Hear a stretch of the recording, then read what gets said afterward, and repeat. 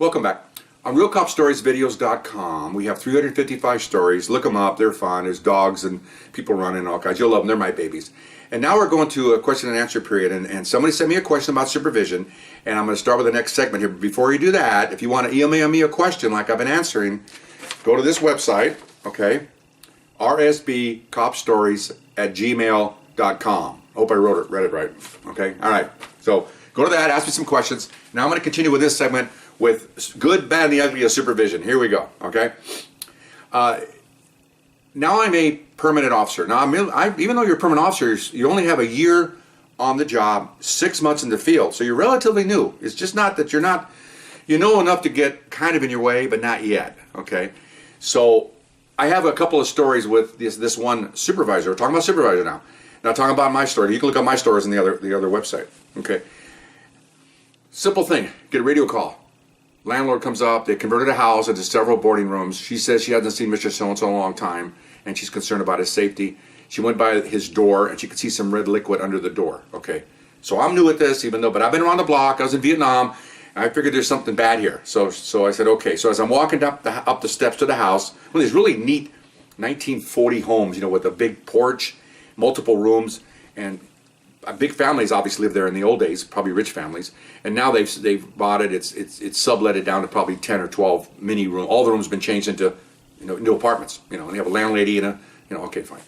And so as I'm walking up the stairs, here comes another supervisor. Okay, and he walks up. He just happened to be Latino. I'm not going to say pretty much unless later on I'm going to tell you some things that race does make a difference. Here it just happened to be a Latin sergeant, which again was rare because you probably have 30 sergeants in this division, maybe 3 Latinos, because again, we're not, to get a Latino sergeant, you have to have Latino officers. The pool has to be, you move up, just like when you have blacks, and when the blacks come in, you have to have a good pool of black officers. They take the tests, and then you have black supervisors. It kind of narrows the field. So Latino supervisors were pretty rare. You'd have maybe 2 every watch, that's it.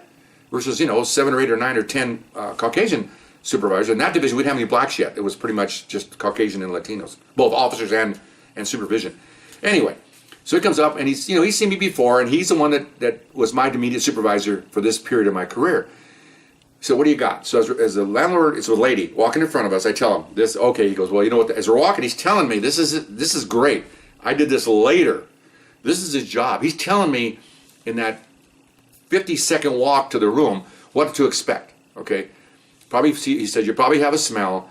If they haven't seen them, these are probably passed away. Sometimes you get suicide people in there. Sometimes people die of overdose. Some people just die of old age. You don't know. You get up there and okay, fine. But you got to treat it. It might be a homicide scene. So you got to be careful. Tell me all this stuff as we're walking. I don't know any of this. This is, again, that dry sponge I told you about my brain. He's putting drops in there like crazy. So I'm just absorbing all this.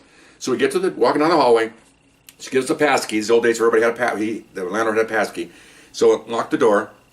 It opens inward. So I unlock the door, and then he's standing over here next to me, and I open the door. We both I open the door. We look in, and there's a guy laying on a bed, and he's really he looked like he was an enormously fat man. I'll tell you in a minute why that's different. Okay, so I see that, and you can see that he's just laying on the bed. You see a bunch of red fluid down the side of his bed. It's blood, and you see some on the floor. It's pulled, and it's starting to come out it's a hardwood floor, so it's starting to come out on where the frame of the door to the hallway. That's where we saw the fluid. So I look, and I go to step in, and he just grabs me, pulls me back, and he goes, close the door carefully. What? Just close the door. And I go, okay. So I close the door. I turn. What's going on? Then you hear this really loud. I'm trying to give you the sound. If I can do that accurately. He exploded. Okay? I didn't know this. I heard the sound, and again, I'm new at this. So I look at him, and I go, what's that? And then you look down at the bottom of the door, because it had like a little, an inch clearance on the bottom of the door for the runner inside and outside on the hallway. You see a bunch of fluid come out. More fluid, red fluid, right? And white mix. I go, what's that? I look back, he goes, and the landlady's go, oh my gosh. And he said, well, you should go ahead and tells her to go down the hallway. We'll come to you in a minute. So she walks away. She's got a handkerchief. She knows this isn't, you may be a civilian, but she knows this isn't right, okay? What happened? He goes, okay, you just disturbed the air in the room by closing that door. He says, people, when they die, the gases fill, and sometimes it comes out of their normal orifices, and sometimes it doesn't for a while. And what happens is the bacteria and whatever. I'm not a doctor, but it starts, he'd probably been dead for a day or so, or maybe even two. He starts to bloat, okay? And then it waits it needs a place to come out. He said usually it comes out of the anus, sometimes out of the mouth, whatever, but it's in the internal organs, so it's not really necessarily in this chain of digestive system, okay? It's between the skin and the digestive system, so it's gas and air and fluids. Trying to explain to me, he's done this 20 years as sergeant. So what happens is everything's strained to the max, and when you open that door, you're lucky when you open that door, it didn't move the wind to pierce him. Apparently when we closed the door, something happened in there, and he pretty much exploded. He goes, wow. He said, now we can open the door. So I opened the door, I look inside, and couldn't see, apparently it had blown out the side here, okay? Because I couldn't see it, we were on this side. But he's now a normal size, kind of like my size, kind of a short little chubby guy. Now he's normal size. Well, yeah, all his fluid's now on the bed on the floor. And the smell, oh, if you could bottle that, you could use that for tear gas, okay? Really bad, okay? Woo! So we close the door, and we got to call the coroner, we got to call detectives also. We're making the calls, and I'm just sitting there in awe going, man, I just learned a whole bunch today. Holy mackerel, okay? This guy, whoo! Now he's telling me about this and that, homicide scenes, you got to be careful and all that. And just amazing. Amazing guy, really a neat guy. I mean, just quiet, mild-mannered. I mean, the only thing I saw him do roughly was pull me back. And then he tells me, here's an added bonus. He says, oh, by the way, you might in your career, because he knows I only have 10 minutes on the department, okay? He goes, in your career, you might encounter this again. You got to be careful. Sometimes they fool you. They look okay, and your partner or you might say, well, let's get some ID, or somebody will reach in and touch him. They're not supposed to, and they'll explode. Now, I'm talking about exploding like a frag grenade. I'm talking about it just kind of like somebody vomiting. That's what it looks like. I was told. I've seen it once, way later. Kind of like a part of the body open, and it just kind of comes out, and like maybe this far, like vomit. That kind of projecting, not an explosion like a grenade. He says sometimes you'll get it on your clothes, on your pants, on your shoes. He says you will not be able to get the odor out. What? He says if you get on a uniform, you have to write off the uniform because you can take it to the dry cleaners and they clean it and bring it back and it'll still smell. It's a smell you can't get rid of. He says I've had one when I was a young guy like you. I put it in there. I took a pair of pants. I took them in 6 times. I can still smell it. So I just threw them away. I kept going back and told the cleaning lady what I had eventually, and she says, oh, no, can't do that, it doesn't work. So she even knew that they couldn't clean it. She tried the first 3 times because he didn't tell her about the body fluid. But after he told her, she kind of went, oh, no, can't do it, sorry. Can you? So that was interesting. Okay, so now I'm a good supervisor here. I got a couple more here to go, but I'm staying with the same one. I don't know, 3 weeks later, he told me and my partner, we're single guys, single officers in cars, not partners, to patrol a major street. He had one street, I had the other one. We just go back and forth, So I made a stop. I'm like, this story's been told already. I made a stop, 6 guys in the car. I go to get out of the car. The radio tells me it's wanted for murder, the car and the people in it. I take out a shotgun and I'm yelling for backup, and I got him a shotgun. 30 seconds, first car gets there. He's out with a shotgun. Helicopter comes over, and I'm talking low, man. I'm talking probably two or 3 stories high. This chopper's doing orbits, they call it, where they go around in a circle. Daytime. Chopper's there, more police cars are pulling up. I'm sitting like this. I don't know who's more scared, me or the suspect. He looked back at me, we're both shaking. I got a shotgun like this, I don't know what I'm doing. He's like, all right. I don't think he was afraid that he knew I was a rookie. I think he knew I was a rookie because he was an old heroin addict that had wanted for murder. But I think he figured, if I got a rookie and he's shaking, he might shoot me by a mistake, okay? No matter how these guys hate cops, they don't want to get shot, okay? Anyway, so back to the story. So I'm there and I hear this hand comes up, taps me. It's that supervisor.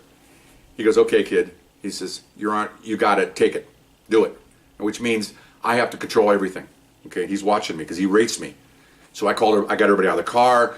People are walked back, guys are taking them away. Detectives show up, another sergeant shows up, the other suspects come out, okay, and everybody's handcuffed, and then I turn around, I look, and then we put out a code 4, everything's cool, so I'm unloading the shotgun. He looks at me and he comes up and he goes, good job, walks away.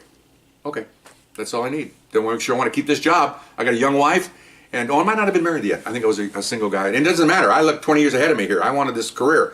So that's all he said. So detectives came, they got the driver was wanted for murder, they took him away, everybody's gone, and my supervisor standing there kind of watching everything, make sure that everything's fine, everything's okay, because he's got several people here are under his jurisdiction, the supervisor. And I learned this as I get older, that you have your area of control, those are your people. But nobody get near them, nobody talk to them, nobody talk to them badly, because he stepped in between them. That'll go on later on when I talk about that. So then pretty soon everybody was gone except me and him and the tow truck driver. Take the car away, and he says, good job, go get something to eat and call it a day. Okay. So I called it a day. And then about 4 days later, I got a commendation from the homicide detectives, and it was written by my supervisor. He wrote it, gave it to them, they endorsed it, and gave it to me. It was nice to get. I thought it was pretty cool in front of everybody at roll call, but I'm just happy that I was alive. I'm happy that I didn't have to shoot someone, okay? And I did what I was told to do out of that big thick book from the academy they give you, that's in there, how to do that, right down to who gets on the ground and who gets out first, I give you a little clue here. If I'm the crook and you're this officer and there's 4 of us in the car, which doors do you open first? Who do you call out first? It's a simple thing like that. That's in one of my stories. Okay? What you do, the people first are the front people. Because when they open their doors and they come out, you call the back people, they open their doors, and you can see what they're doing. If you have the back people come out first and open their doors, the doors block the front people. Just simple things like that. And I've seen guys screw it up when they get nervous and the guy's close to me, get the back 2 guys out. Well, you just opened up a couple of doors and just block our view from the guys in front. And usually the driver is normally the guy that's the most violent and the guy that's his car, he's got the gun. Usually, I'd say 65% of the time, the driver's the one that's got all the bad stuff on him. You want to make sure he's clear. You make sure you got a clear shot in case he comes out shooting. Anyway, so that's supervisor, okay? So now we go on to another year goes by, and I'm learning stuff. Again, I don't have a lot of interaction with supervisors because I'm just doing my job. I'm just doing what I'm supposed to be doing, and I'm not, So I got assigned what they call a mid-PM watch. It's 6 at night till 2 in the morning. It's pretty much the deuce watch, DUI watch.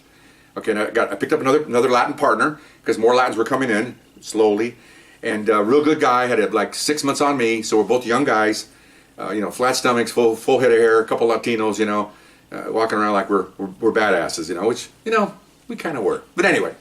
So you think you're hot stuff, okay? So we walk around, and our supervisor was an Irish gentleman from Maine, okay? He was an English teacher. Came on the department like when he was like 33, a little older, and found out when he retired, he went back to Maine somewhere, and he's went back to teaching, okay? But a very mild-mannered guy, and we were both very hyper. He was from Boston or somewhere, so he's Irish, and very calm. Okay, now he had 4 officers. He had a Latin and a Caucasian guy and us 2. And us 2 and the other Latin guy, we got hot blood in this, man. We got Latino in us, we're running around, we call him in the field, he come out, we have all kinds of complicated arrests, if people are down, somebody was choked out. He's like, okay, sounds good. Do that with him, take care of him. He's kind of the guy you probably see, like you visualize like in Civil War where he's standing up in the middle of the field where cannons are going off. He's just going, okay, now you guys need to go over there, bullets are going by, you need to go. That's the kind of guy he was. He did, nothing faced him. And other supervisors would come up to us and start yelling at us. He'd go, oh. That's the only time I saw him get kind of up. He'd turn and walk between us, which I did later as I became a supervisor. He'd physically stand between us. He goes, what do you want? You're not talking to them. They work for me. What do you want? Well, they should just calm down. And I'm going, whoa, that's excellent. Okay, because they shield you because they write my ratings. He writes my ratings, evaluations. And so consequently, I'm under his responsibility, and he knows that. He wants to make sure nobody comes in here and takes away his area of control. He only had 4 officers. I told you, he usually gets 6 to 10, depending on. So he took care of 4 of us. He took care of us the whole time. I was there almost a year with the same partner, and we gotten a lot of stuff. They're in my stories. Look them up. A lot of stuff. Okay, and so he took care of us, and both just police-wise, calming effect. Really nice guy. Okay, one of the best. I have about 6 supervisors that I learned from and that I respected the whole time. He was one of them because he was calm. He thought a lot of things. He was very good at what he did, and nothing rattled him. The guy was just incredible. So that's on those stories. I think I'm going to go ahead and stop here right now and go to the next phase because I might get involved and I can't stop. I get going here. So we'll see you in a little bit. Bye-bye.